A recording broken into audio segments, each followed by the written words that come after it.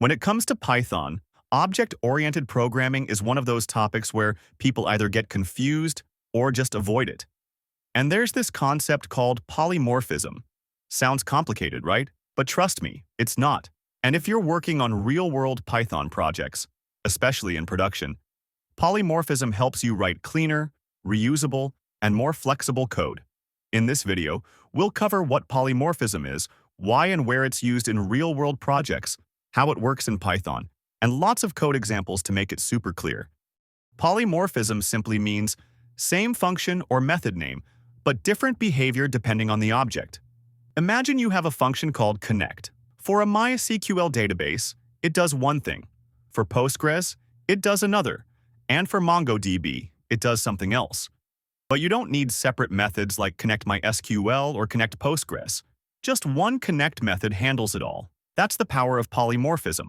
Your client code stays the same, but the underlying logic can change. Let's say you're a data pipeline engineer, and you need to load data from different sources, a CSV file, a JSON file, and a database. Each one loads data differently, but the end goal is the same. Now, all these classes have a load method. Same name, different implementation. That's polymorphism. You're calling the same method load and letting the object decide what to do. Even built-in functions in Python are polymorphic. Have a look at this. The function is the same, len, but it behaves differently based on the input type. It counts characters for a string, elements for a list, and keys for a dictionary. You don't need separate functions like len_string or len_list.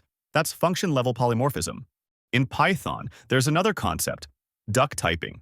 It simply means if it walks like a duck and quacks like a duck, it's a duck. These classes aren't inheriting from any base class. Still, they work, because they have a load method. Python doesn't care about types. It cares about whether the method exists and works. That's duck typing plus polymorphism. In the real world, polymorphism is used everywhere. In Flask, when you use app.routeDecorator, each view function is polymorphic. In machine learning pipelines, each transformer has a transform method. In Django, serializers or forms use the same method names but override the logic. This helps create clean interfaces, and when new types are added, you don't have to change your core logic. So here's the quick summary. Polymorphism means same method name, different behavior depending on the object. Python supports it via both inheritance and duck typing. It makes your code modular, easy to scale, and readable. If you're writing code for production or working in a team, polymorphism is a concept you have to understand. If this helped, give it a like and don't forget to subscribe for more Python goodness. See you in the next one.